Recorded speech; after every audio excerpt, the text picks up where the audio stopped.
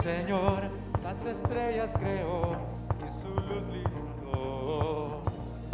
¿Quién sino el Señor sol y luna formó, movimiento les dio? ¿Quién sino el Señor hace la lluvia venir, truenos rugir? Tus obras grandes son, Dios poderoso, tú gobiernas la creación. Con tu palabra, Señor, te exaltaremos. Dios poderoso, de ti canta la creación. Llenas todo tu Señor, te exaltaremos por siempre y siempre, oh Dios.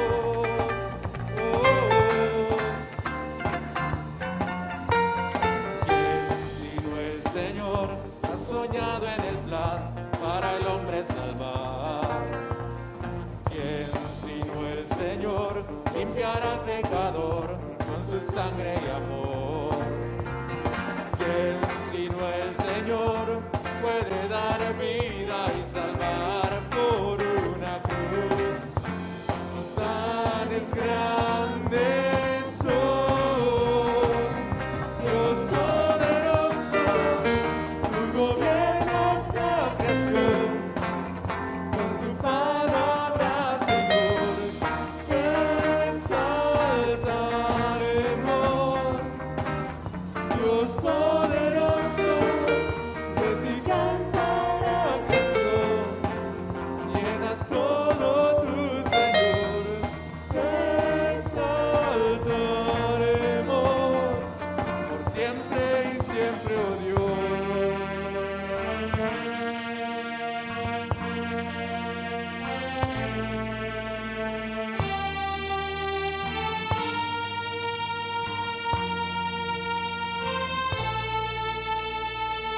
Todas las cosas vienen de ti, por ti, oh gran Dios soy. Todo es tuyo y para ti, oh Señor, oh gran Dios soy. Dios poderoso, tú gobiernas la creación. Con tu palabra, Señor, te exaltaremos. Dios poderoso, de ti canta la creación. Llenas todo tu Señor, te exaltaremos por siempre y siempre, oh Dios, te exaltaremos por siempre y siempre, oh Dios,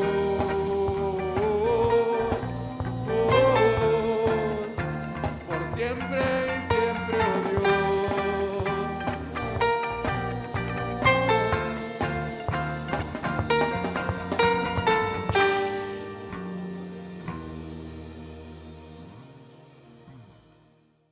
¿Nos recuerda el hijo pródigo? Lucas capítulo 15, versículo 32, cuando se le acerca el hijo y le dice: Padre, ¿por qué le estás haciendo a mi hijo? ¿Por qué a mi hermano le haces una fiesta y a mí no me haces nada? Y yo he estado contigo toda una vida. Y le dice el padre: Hijo, quizás tú no entenderás, no comprenderás, pero este hijo está aquí, que le hacemos fiesta, estaba muerto y ahora vive. No hablaba de muerte física, el hijo estaba ahí. Adán no había muerto, habla de la muerte espiritual. ¿Y qué hablamos, hermanos? Cuando hablamos de muerte espiritual, hablamos de separación. Separación de Dios, alejado de Dios. Y vemos que en esta condición dice: están muertos en sus transgresiones. Transgresión, hermanos, viene de la palabra paráctoma.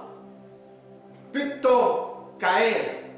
Y habla y quiere enseñarnos caída, transgresión, caída de alguien que sobrepasó los límites y entonces cometió transgresión. Y la transgresión comienza enseñando, así como les decía, una metáfora de estar muertos, estabais muertos, y habla también que Él nos dio vida cuando estábamos muertos en esa condición, caídos.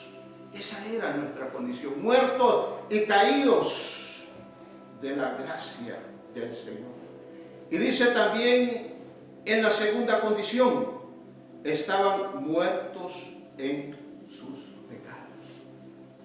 Esa idea con este verbo es estando de una manera continua en delitos o transgresiones, también estando continuamente pecando. Esa era nuestra naturaleza. En esa situación nos encontramos hasta que vemos la gracia, la obra de Cristo en nuestra vida. El pecado es la muerte del alma. Dice Romanos 5:12, nos habla que la paga del pecado es muerte. Un hombre muerto en delitos y pecados no siente deseo por placeres espirituales. Cuando miramos un cadáver da una sensación de espanto. El espíritu que nunca muere se ha ido y nada ha dejado sino la ruina de un hombre. Pero si viéramos bien las cosas, deberíamos sentirnos mucho más afectados por el pensamiento de un alma muerta, un espíritu perdido, caído. ¿Sabe qué significa? La idea, errar en el blanco. Como quien ponemos ahí un blanco y agarramos una saeta con su arco y la queremos lanzar y ella no llega al propósito. El hombre no llega al propósito. Muerto en delitos, muerto en sus pecados, no alcanza, erra, no llega al propósito de Dios. Y el tercero que nos habla, la tercera condición, nos dice versículo número 2, en los cuales también anduvisteis en otro tiempo, siguiendo las corrientes de este mundo, conforme al príncipe de la potestad del aire, el espíritu que ahora opera en los hijos de desobediencia, en los cuales, comienza el versículo 2, siguieron, anduvieron en otro tiempo, siguiendo las corrientes, estaban muertos por seguir esas corrientes de este mundo. Cuando hablamos corrientes, hermanos, hablamos de ese sistema que nos encaja, que nos incuba el mundo. ¿Con qué? Con sus normas, con sus leyes, con sus criterios. Pero la pregunta es, ¿cuál es la fuente de ello? ¿De dónde procede? Después lo vamos a ver más adelante, que quien dicta todo esto de las corrientes del mundo es conforme, como dice el versículo, a la potestad del aire y al espíritu que opera en los hijos de desobediencia. Es el diablo, hermanos, que pone en este mundo sus normas, sus leyes, sus criterios, en el cual todos somos bombardeados día a día, enseñándonos cada día que aceptemos, que vivamos ahí, bajo esas normas, bajo esas leyes, bajo esos criterios que van en contra de Dios, que se alejan de Dios, que se alejan de la gracia de Dios. Por eso cuando Él dice este pronombre relativo, en los cuales hace referencia a los pecados, es decir, en los pecados anteriores, en otro tiempo anduvieron, caminaron, da la idea de que su vida, esa era la forma de conducirse, de vivir según las corrientes de este mundo. De la Cueva dice, y lo ilustra de la siguiente manera, y dice, es como en un río donde fluyen muchos peces, donde hay una gran cantidad de peces. Y viene alguien dañino de la naturaleza, que no le gusta el esfuerzo de ir y a pescar de una manera artesanal, sino que agarran un bote de veneno y lo tiran al río para que los peces mueran. ¿Sabe? Eso es terrible cuando gente inconsciente hace esto. Y dice que ¿y sabe qué sucede? Que cuando los peces mueren, comienzan a flotar y están en la superficie y el agua los lleva en su corriente. Esos son los muertos espirituales, llevados por la corriente, muertos por el dañino, y son llevados por ese sistema. Y dice, el cual Dios de este siglo cegó el entendimiento de los incrédulos, dice 2 Corintios 4:4, los cuales el Dios de este siglo cegó el entendimiento de los incrédulos, para que no le resplandezca la luz del Evangelio, de la gloria de Cristo, la cual es la imagen de Dios. Y Pablo describe a este mismo príncipe como el espíritu que ahora actúa en los hijos de desobediencia. Y la otra condición, la cuarta, en el versículo 2 dice, estando muertos por seguir el gobernante de este mundo. Esa es la fuente. Ese es quien dicta las leyes, es el que pone las normas y usa todos los recursos que tiene.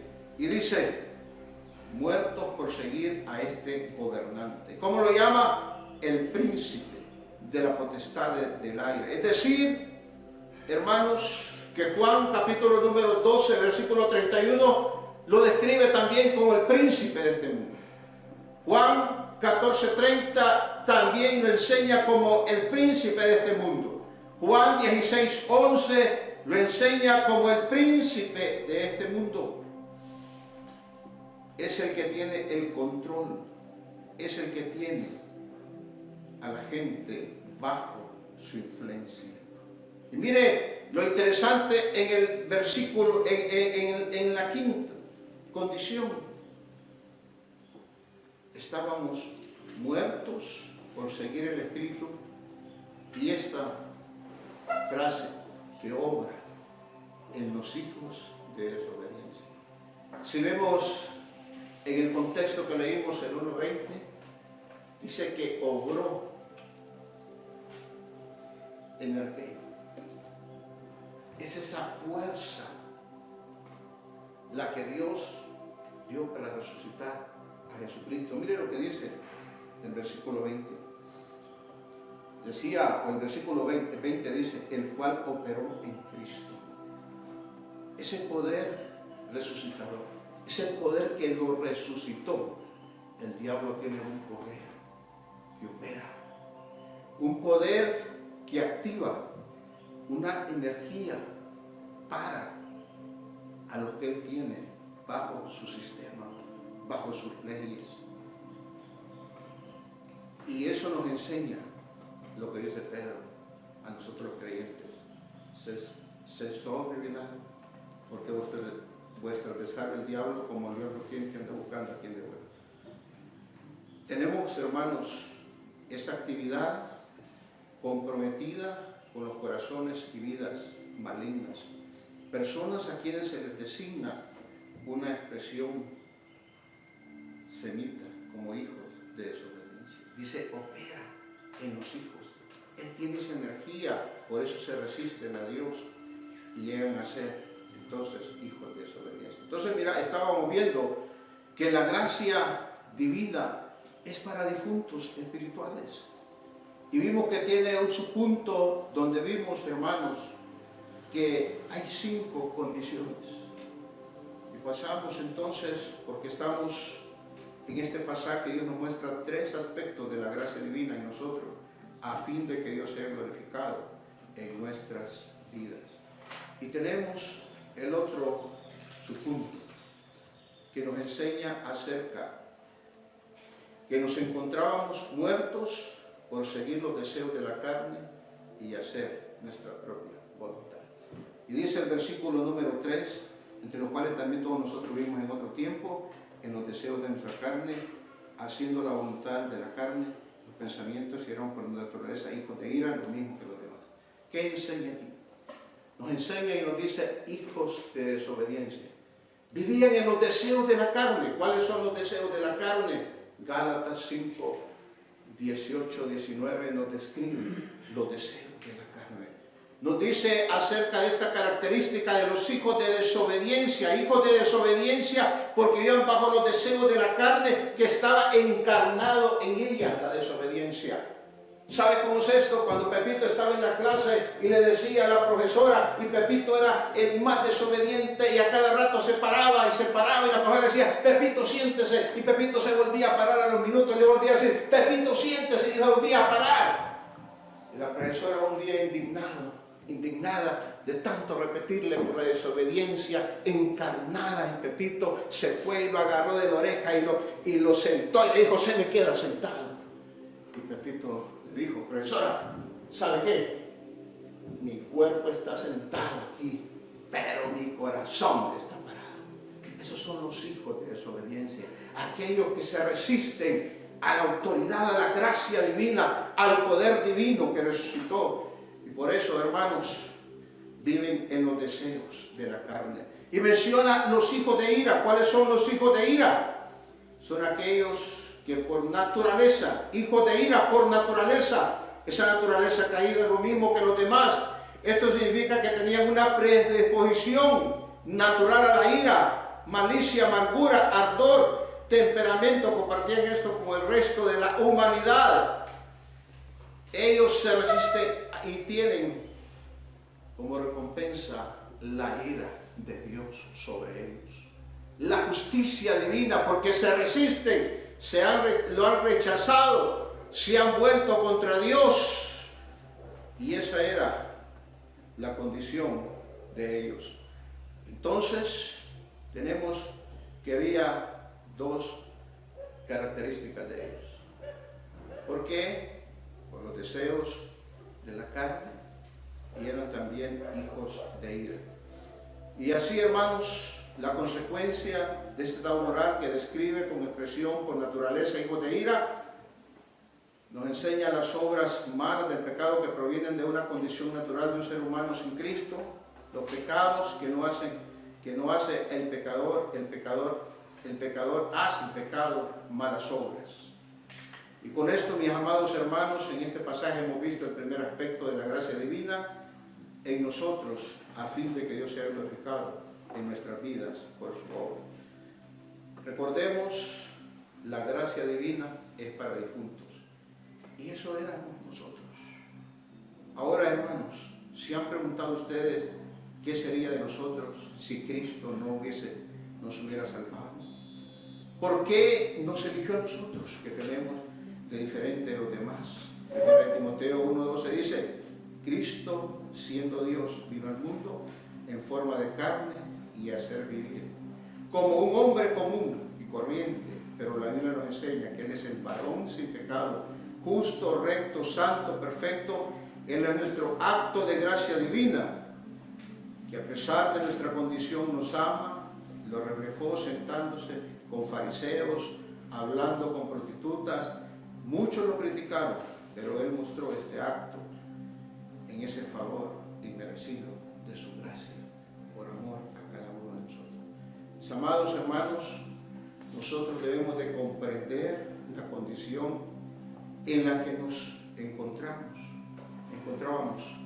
Éramos lo peor, cadáveres inútiles. Cada día que pasaba o que pasa debemos recordar de dónde Dios nos ha sacado, lo que Cristo ha hecho por nosotros, la condición en la cual nos deshonrábamos a Dios. Este pasaje nos lleva a poder observar lo que éramos en Cristo, todos sin pensar en la cruz, en la redención de nuestra vida.